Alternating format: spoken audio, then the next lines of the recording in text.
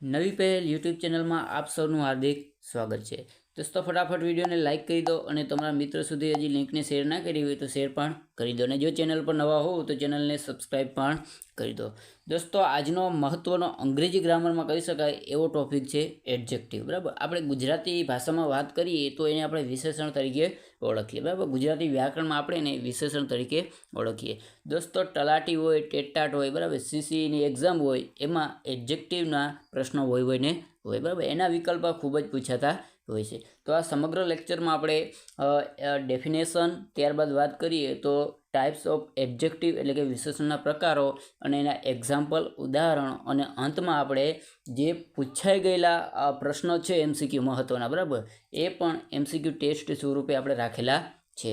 એટલે છેલ્લે સુધી તમે વિડીયોમાં બન્યા રહેજો અને વિડીયોને લાઇક કરી દો। ચેનલ પર નવા હોવ તો ચેનલને સબસ્ક્રાઈબ પણ કરી દો। 100% દોસ્તો તમને કાંઈક નવું શીખવા મળશે। તો ચાલો હવે લેક્ચરને આપણે આગળ ધપાવીએ।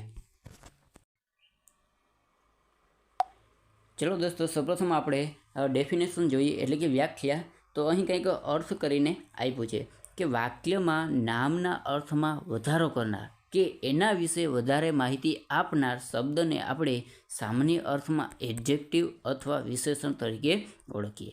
એટલે કે અહીં એક એવું વાક્ય આપેલું હોય, બરાબર, સેન્ટેન્સ, એમાં એક એવો શબ્દ હોય જે નાઉનના અર્થમાં વધારો કરે, બરાબર, એટલે કે નાઉન વિશે કંઈક વધારે માહિતી આપતું હોય એને આપણે એડજેક્ટિવ અથવા વિશેષણ તરીકે ઓળખીએ। આ એક ઉદાહરણ આપું તમને, તો કે રોહન ઇઝ હેન્ડસમ બોય। તો અહીં આ જે બોય આપેલું છે એને આપણે સામાન્ય અર્થમાં નાઉન કહેશું, નામ, બરાબર। હવે આ નાઉનના અર્થમાં વધારો કરનાર શબ્દ કયો છે તો કે હેન્ડસમ। રોહન એક છોકરો છે, પણ કેવો સુંદર છોકરો છે, એટલે કે હેન્ડસમ, જે હેન્ડસમ નામનો શબ્દ છે એને આપણે અંગ્રેજી ગ્રામરમાં એડજેક્ટિવ તરીકે ઓળખશું અને ગુજરાતીમાં આપણે એને વિશેષણ કહીશું, જે નાઉનના અર્થમાં વધારો કરે છે, નાઉન વિશે વધારે માહિતી એક્સપ્લેન કરે છે, જેથી આપણે એને એડજેક્ટિવ તરીકે ઓળખીએ। ચાલો કંઈક વધારે ઉદાહરણ જોઈએ। તો ગંગા ઇઝ હોલી રિવર, બરાબર। તો જોઈએ તો કે ગંગા એક નદી છે, પરંતુ કેવી નદી છે તો કે હોલી, એટલે કે પવિત્ર નદી છે। તો અહીં નદીના અર્થમાં આ જે નાઉન આપેલું છે નદી, નામ, બરાબર, એના અર્થમાં વધારો કરનાર શબ્દ કોણ છે તો કે હોલી, એટલે કે પવિત્ર। તો આપણે આને વિશેષણ તરીકે એટલે કે અંગ્રેજી ગ્રામરમાં એડજેક્ટિવ તરીકે ઓળખશું। ચાલો સેકન્ડ જોઈએ example, the maths teacher is very intelligent, એટલે કે જે ગણિતના શિક્ષક છે, બરાબર, એ ખૂબ જ બુદ્ધિશાળી છે। તો આ જે શબ્દ છે એને આપણે એડજેક્ટિવ તરીકે ઓળખશું, એટલે કે વિશેષણ એને કહીશું, કારણ કે એ જે નામ આપેલું છે એના અર્થમાં વધારો કરે છે, એટલે કે એની કંઈક વધારે માહિતી આપણે એક્સપ્લેન કરે છે, જેથી આપણે એને વિશેષણ તરીકે ઓળખશું। હજી એક વધારે ઉદાહરણ જોઈએ, ગાંધીનગર ઇઝ ક્લીન સિટી, બરાબર, ગાંધીનગર સિટી તો છે જ, પરંતુ એના વિશે કંઈક વધારે માહિતી આપી છે, કેવી સિટી છે તો કે ક્લીન, બરાબર, ચોખ્ખી, સ્વચ્છ સિટી છે, એટલે આપણે આ ક્લીનને સામાન્ય અર્થમાં એડજેક્ટિવ તરીકે ઓળખશું કે જે નામના અર્થમાં વધારો કરે છે, જે સિટી આપેલું છે, બરાબર, એ નામ આપેલું છે, નાઉન આપેલું છે, એના અર્થમાં વધારો કરે, એથી આપણે એને એડજેક્ટિવ તરીકે ઓળખશું। હજી એક લાસ્ટમાં આપ્યું છે, Gujarat is famous for its cotton industry, બરાબર, એટલે કે કોટન ઇન્ડસ્ટ્રી માટે ગુજરાત ફેમસ છે, બરાબર। તો આ જે ફેમસ નામનો શબ્દ છે એને આપણે અંગ્રેજી ગ્રામરમાં એડજેક્ટિવ એટલે કે વિશેષણ તરીકે ઓળખશું। ચાલો હવે ટાઈપ્સ ઓફ એડજેક્ટિવને જોઈએ। દોસ્તો હવે અહીં ટાઈપ્સ ઓફ એડજેક્ટિવ, બરાબર, એટલે કે વિશેષણના પ્રકારો આપેલા છે। સૌપ્રથમ આપેલો છે પોઝેસિવ એડજેક્ટિવ, બરાબર, એટલે કે ગુજરાતીમાં કહીએ તો સંબંધક એડજેક્ટિવ એટલે કે વિશેષણ તરીકે આને ઓળખવામાં આવે છે। ત્યારબાદ બીજો આપેલો છે ક્વોલિટી એડજેક્ટિવ, બરાબર, એટલે કે આપણે ગુજરાતી ભાષામાં કેવું હોય આને તો ગુણવાચક, બરાબર, એક પ્રકારનું ગુણવાચક વિશેષણ તરીકે ઓળખાય। ત્યારબાદ ડેમોન્સ્ટ્રેટિવ એડજેક્ટિવ, એટલે આપણે એને ગુજરાતી ભાષામાં કેવું હોય તો એને આપણે દર્શક એડજેક્ટિવ એટલે કે વિશેષણ તરીકે ઓળખીએ। અને ચોથું આપેલું છે ક્વોન્ટિટી, બરાબર, એટલે કે પરિમાણવાચક એટલે કે પરિણામ દર્શાવતું વિશેષણ તરીકે ઓળખવામાં આવેલ છે. અને ત્યારબાદ પાંચમું આપેલું છે પ્રોપર, એટલે કે વ્યક્તિવાચક વિશેષણ તરીકે એને ઓળખીએ. અને લાસ્ટમાં આપેલું છે નંબર એડજેક્ટિવ, એટલે કે સંખ્યાવાચક વિશેષણ. તો દોસ્તો આમ એડજેક્ટિવના પ્રકાર ઘણા બધા છે, પરંતુ અવારનવાર જે એક્ઝામમાં એટલે કે કોમ્પિટિટિવ પરીક્ષામાં જેટલા પૂછાય છે બરાબર, એની ચર્ચા આપણે અહીં કરવાની છે. એટલે કે મહત્ત્વના આ 6 પ્રકારો આપણે ધ્યાનમાં લેવાના છે. તો ચાલો એક એક પ્રકાર હવે વિગતવાર જોઈએ. સૌપ્રથમ આપેલું છે દોસ્તો પોઝેસિવ એડજેક્ટિવ, એટલે કે આને આપણે સંબંધવાચક વિશેષણ તરીકે પણ ઓળખીએ છીએ.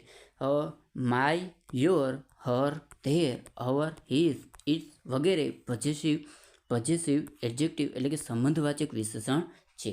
તો જ્યારે પણ તમને વાક્યમાં આ શબ્દ જોવા મળે ત્યારે તમારે સમજી લેવાનું કે એની પાછળ જો નાઉન આપેલું હોય અને જો માલિકીનો ભાવ દર્શાવતું હોય બરાબર, તો આપણે એને સામાન્ય અર્થમાં પોઝેસિવ એડજેક્ટિવ એટલે કે સંબંધવાચક વિશેષણ તરીકે ઓળખશું.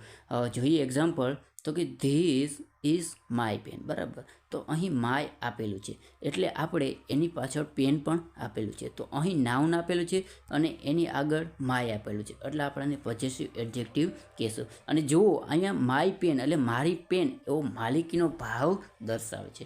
ત્યારબાદ સેકન્ડ એક્ઝામ્પલ જોઈએ, this is our new house બરાબર. તો જો અહીંયા અવર આપેલું છે બરાબર, ન્યૂ હાઉસ એટલે કે આ અમારું નવું ઘર છે. તો અહીં ઘરની કંઈક માલિકી દર્શાવતું અવર કરીને એક શબ્દ આપેલો છે, જેને આપણે પોઝેસિવ એડજેક્ટિવ તરીકે ઓળખશું. ટૂંકમાં નાઉનની આગળ જો તમને આવા શબ્દ જોવા મળે બરાબર, my, your, her, their, our, his ને ઇટ્સ, તો આપણે એને પોઝેસિવ એડજેક્ટિવ તરીકે ઓળખશું. ચાલો હવે સેકન્ડ ટાઈપ્સ જોઈએ. હવે આપેલું છે ક્વોન્ટિટિવ એડજેક્ટિવ બરાબર. મચ, ઇનફ, લિટલ, હોલ વગેરે ક્વોન્ટિટિવ એડજેક્ટિવ એટલે કે પરિમાણવાચકના ઉદાહરણો છે બરાબર. ગુજરાતીમાં આપણે આને પરિણામવાચક કહેશું. એટલે એક પ્રકારનો જથ્થો દર્શાવે છે બરાબર. દાખલા તરીકે મચ એટલે ઘણું, ઇનફ એટલે પૂરતું, લિટલ એટલે થોડું, હોલ એટલે સમગ્ર આખું. એક પ્રકારના પરિણામ દર્શાવે છે બરાબર, જથ્થો દર્શાવે છે. અને એની પાછળ જો વિશેષણ હોય એટલે દોસ્તો આપણે સમજી લેવાનું કે એ ક્વોન્ટિટી એડજેક્ટિવનું ઉદાહરણ છે. ચાલો હવે આગળ જોઈએ.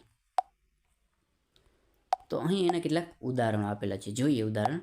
Student were given enough time to complete their assignment, એટલે કે વિદ્યાર્થીઓને એસાઇનમેન્ટ માટે પૂરતો સમય આપવામાં આવ્યો હતો. તો આ ટાઈમ કરીને જે નાઉન આપેલું છે બરાબર, નાઉન આપેલું છે એના અર્થમાં વધારો કરતું ઇનફ છે બરાબર. એટલે કે એક પ્રકારનું એડજેક્ટિવ વિશેષણ આપેલું છે, જેથી આપણે આને ઇનફને જથ્થો દર્શાવે છે ટાઈમનો બરાબર, કે પૂરતો સમય, એટલે આપણે આને ક્વોન્ટિટી એડજેક્ટિવ તરીકે ઓળખશું. ચાલો સેકન્ડ જોઈએ. There is much water in the river Narmada બરાબર. એટલે કે આ જે નર્મદા નદી છે એમાં મચ એટલે ઘણું વોટર છે, ઘણું બધું પાણી એમાં છે. તો આ વોટર જે નાઉન આપેલું છે એના અર્થમાં મચ એટલે વધારો કરે છે બરાબર, એટલે આપણે એને ક્વોન્ટિટી એડજેક્ટિવ તરીકે ઓળખશું, જથ્થાવાચક વિશેષણ તરીકે ઓળખશું. લાસ્ટ એક્ઝામ્પલ આપેલું છે, I have not enough money to buy a house બરાબર. એટલે કે એક ઘર ખરીદવા માટે મારા પાસે વધારે પડતી બરાબર પૂરતી મની નથી. એટલે કે ઇનફ જે નાઉનની આગળ આપેલું છે એ એક પ્રકારનું ક્વોન્ટિટિવ એડજેક્ટિવનું ઉદાહરણ છે બરાબર. તો અહીં ઇનફ આપણું એક પ્રકારનું વિશેષણ કહેવામાં આવશે. ચાલો હવે નેક્સ્ટ ટાઈપ્સ જોઈએ. ત્યારબાદ આપેલું છે ક્વોલિટી એડજેક્ટિવ બરાબર. હવે એક પ્રકારનું ક્વોલિટી એટલે ગુણવાચક કહેવામાં આવશે. જોઈએ આ પ્રકારના વિશેષણો વાક્યમાં સંજ્ઞા કે નામના ગુણ બતાવે છે. એટલે કે જે નાઉન આપેલું હોય નામ, એનો એક પ્રકારનો ગુણ દર્શાવે છે, જેને આપણે ક્વોલિટી એડજેક્ટિવ તરીકે ઓળખીએ છીએ. For example, Surat is clean city બરાબર. સુરત સિટી તો છે, શહેર તો છે, પણ કેવું, તો કે ક્લીન, એક પ્રકારનો એનો ગુણ દર્શાવ્યો છે, સારો ગુણ દર્શાવ્યો છે, એટલે આપણે એને ક્વોલિટી એડજેક્ટિવ તરીકે ઓળખશું. લાસ્ટ એક્ઝામ્પલ આપેલું છે, C looks beautiful as always, તે હંમેશની જેમ સુંદર દેખાય છે બરાબર. તેણી હંમેશની જેમ સુંદર દેખાય છે. તો તેણી એટલે કે અહીંયા જે નાઉન આપેલું છે બરાબર, એના અર્થમાં વધારો કરતું એક ગુણવાચક વિશેષણ આપેલું છે. એટલે આપણે એને ક્વોલિટી એડજેક્ટિવ તરીકે ઓળખશું. તો બ્યુટીફુલ આપણું વિશેષણ થશે. તો ચાલો દોસ્તો હવે નેક્સ્ટ ટાઈપ્સ જોઈએ.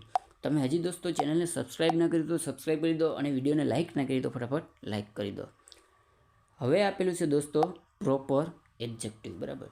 વ્યક્તિવાચક વિશેષણ પ્રોપર નાઉનથી બને છે. એટલે કે પ્રોપર એડજેક્ટિવ કોને કહેવાય? તો એમાં એક પ્રકારનું નાઉનની આગળ પ્રોપર નામ આપેલું હોય છે બરાબર, જેને આપણે પ્રોપર એડજેક્ટિવ તરીકે ઓળખીએ. ફોર એક્ઝામ્પલ, તો કે the Indian president will visit soon. એટલે કે જે ભારતીય રાષ્ટ્રપતિ છે બરાબર, એ જલ્દીથી હવે ખૂબ જ ટૂંક સમયમાં વિઝિટ એટલે કે મુલાકાત કરશે.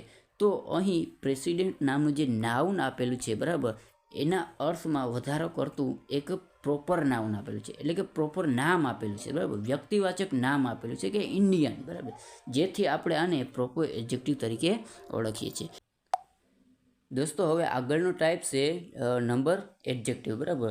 એના મુખ્ય બે પ્રકાર છે, ડેફિનેટ અને ઇનડેફિનેટ બરાબર. ગુજરાતીમાં વાત કરીએ તો નિશ્ચિત અને અનિશ્ચિત બરાબર. હવે આગળ જોઈએ તો ડેફિનેટ કોને કહેવાય દોસ્તો? તો એમાં કોઈ સંખ્યા આપેલી હોય અને નિશ્ચિત હોય, એટલે કે ચોક્કસ હોય બરાબર, સ્પષ્ટ કરેલી હોય. ફોર એક્ઝામ્પલ, તો કે the 5 chapters of this book are very interesting બરાબર. એટલે કે અહીં જે 5 કરીને આપેલું છે સંખ્યા બરાબર, એને આપણે એડજેક્ટિવ તરીકે ઓળખશું, કારણ કે એની પાછળ એક પ્રકારનું નાઉન આપેલું છે, અને નાઉનમાં એક પ્રકારની માહિતીનો વધારો કરતી સંખ્યાવાચક વિશેષણ આપેલું છે. એટલે આ 5 જે ચોક્કસ છે, નિશ્ચિત છે બરાબર, એટલે આપણે એને ડેફિનેટ નંબર એડજેક્ટિવ તરીકે ઓળખશું. જો દોસ્તો એના પછી ઇનડેફિનેટ નંબર બરાબર, એટલે કે અનિશ્ચિત સંખ્યા, જેમાં ચોક્કસ સંખ્યા હોતી નથી બરાબર. દાખલા તરીકે few candidate were present in interview બરાબર, એટલે કે ઇન્ટરવ્યૂમાં થોડા ઉમેદવારો હાજર રહી ગયા હતા. કેટલા એ સ્પષ્ટ નથી. જો સ્પષ્ટ હોય બરાબર 5, 10 બરાબર, તો આપણે એને નિશ્ચિત કહેશું, પરંતુ અહીં નિશ્ચિત નથી, એટલે આપણે એને ઇનડેફિનેટ નંબર તરીકે ઓળખશું બરાબર. અને પાછળ જુઓ તમે તો કેન્ડિડેટ બરાબર, એક પ્રકારનું નાઉન આપેલું છે, એ નાઉનના અર્થમાં વધારો કરતું ઇનડેફિનેટ એડજેક્ટિવ આવેલું છે, જેથી આપણે આને ઇનડેફિનેટ નંબર એટલે કે અનિશ્ચિત વિશેષણ તરીકે ઓળખીએ છીએ. ચાલો હવે નેક્સ્ટ ટાઈપ્સ જોઈએ. ચલો દોસ્તો હવે લાસ્ટ એક એડજેક્ટિવનો ટાઈપ આપેલો છે, ત્યારબાદ આપણે એક સરસ મજાની MCQ ટેસ્ટ સોલ્વ કરવાની છે, જે એક્ઝામમાં પૂછાઈ ગયેલ છે. હવે આવ્યું છે ડેમોન્સ્ટ્રેટિવ એડજેક્ટિવ, જેને આપણે દર્શક વિશેષણ તરીકે પણ ઓળખીએ છીએ. ધીસ, ધેટ, ધીસ, ધોઝ અને સચ વગેરે ડેમોન્સ્ટ્રેટિવ એડજેક્ટિવના ઉદાહરણો છે. એટલે કે જો વાક્યમાં નાઉન આપેલું હોય અને એની આગળ જો આવા શબ્દ આપેલા હોય, તો આપણે દોસ્તો સમજી લેવાનું કે આ ડેમોન્સ્ટ્રેટિવ એડજેક્ટિવના ઉદાહરણ છે. ફોર એક્ઝામ્પલ દોસ્તો, this toy is more expensive than that one. એટલે કે પેલા રમકડા કરતાં આ રમકડું ખૂબ જ મોંઘું છે બરાબર. તો અહીંયા ધીસ આપેલું છે અને પાછળ નાઉન આપેલું છે બરાબર. એટલે કે આ નાઉન એટલે કે જે રમકડું કરીને નામ આપેલું છે નાઉન, એના અર્થમાં વધારો કરતું એક પ્રકારનું એડજેક્ટિવ આપેલું છે, જેને આપણે ડેમોન્સ્ટ્રેટિવ એડજેક્ટિવ તરીકે ઓળખશું. This flower are found on mountains બરાબર. એટલે કે પર્વત ઉપરથી આ ફૂલો મળી આવે છે બરાબર. તો ફ્લાવર એટલે કે ફૂલોના અર્થમાં વધારો કરતું એક પ્રકારનું નાઉન એડજેક્ટિવ અહીં આપેલું છે, જેને આપણે ડેમોન્સ્ટ્રેટિવ એડજેક્ટિવ તરીકે ઓળખીએ. તો દોસ્તો આ જે મહત્ત્વના ટાઈપ્સ છે બરાબર, એની ચર્ચા આપણે અહીં કરી, જે પરીક્ષામાં ખૂબ જ પૂછાય છે, અને કેટલીક પરીક્ષામાં એના પ્રશ્નો ખૂબ જ પૂછાઈ ગયેલા છે, અને હજી પૂછાવાના પૂરેપૂરા ચાન્સીસ રહેલા છે. એટલે આજે આપણે સંપૂર્ણ લેક્ચરમાં જે મહત્ત્વના ટાઈપ્સ હતા એની ચર્ચા કરી. હવે દોસ્તો જે એક્ઝામમાં પૂછાઈ ગયેલા છે બરાબર, એવા MCQની ટેસ્ટ આપણે રાખેલી છે. તો ચાલો હવે એના ઉપર ધ્યાન કેન્દ્રિત કરીએ. ફર્સ્ટ ક્વેશ્ચન આપેલો છે કે identify adjective in this sentence. એટલે કે આપણે અહીં જે વાક્ય આપેલું છે એમાં એડજેક્ટિવને ઓળખવાનું છે. This place is better than that one બરાબર. તો નીચે ઓપ્શન આપેલા છે, ધેન આપેલું છે, પ્લેસ આપેલું છે, બેટર આપેલું છે, બરાબર, અને નોન ઓફ ધીઝ આપેલું છે. તો આમાંથી કયું આવશે એ તમારે જવાબ આપવાનો છે.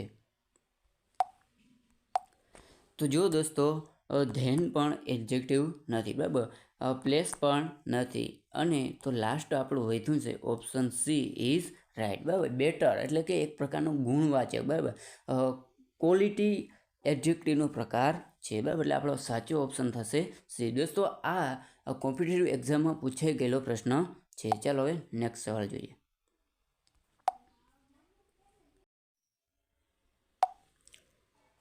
The thin lady is standing under the porch. In the given sentence, thin is એટલે કે આમાં વાક્યમાં થીન શું છે એ આપણે કહેવાનું છે. નાઉન છે, વર્બ છે, એડજેક્ટિવ છે કે પ્રુનાઉન છે, બરાબર. તો આપણે ખબર જ છે જે લેડી છે, બરાબર, એ એક પ્રકારનું નાઉન છે. એના અર્થમાં વધારો કરતું થીન એક પ્રકારનું ગુણવાચક વિશેષણ છે. એટલે અંગ્રેજીમાં આપણે એને એડજેક્ટિવ તરીકે ઓળખશું. એટલે આપણો સાચો જવાબ થશે સી. દોસ્તો ફટાફટ વિડીયોને લાઇક ના કરી તો લાઇક કરી દો, અને ચેનલ સબસ્ક્રાઈબ ના કરી તો ફટાફટ સબસ્ક્રાઈબ પણ કરી દો. ચાલો નેક્સ્ટ સવાલ જોઈએ. Identify the types of adjective in this sentence. એટલે કે આ વાક્યમાં આપણે વિશેષણનો પ્રકાર ઓળખવાનો છે. This place is better than that one. તો જો અહીંયા બેટરમાં અંડરલાઇન કરેલું છે એ કયું વિશેષણ છે, કયા વિશેષણનો પ્રકાર છે એ આપણે ઓળખવાનો છે. તો દોસ્તો આના પહેલાં જ આવી ગયેલો ક્વેશ્ચન રિપીટ થયેલો છે, પરંતુ પહેલાં ક્વેશ્ચનમાં આપણે વિશેષણ ગોતવાનું હતું, અને આમાં આપણે એનો ટાઈપ્સ એટલે કે પ્રકાર ગોતવાનો છે, બરાબર. તો બેટર એટલે એક પ્રકારનું સારું, ગુજરાતીમાં કહીએ તો સારું, અને એ એક પ્રકારનું ગુણવાચક વિશેષણ દર્શાવે છે, બરાબર. તો આપણો સાચો ઓપ્શન થશે બી, ક્વોલિટી, બરાબર.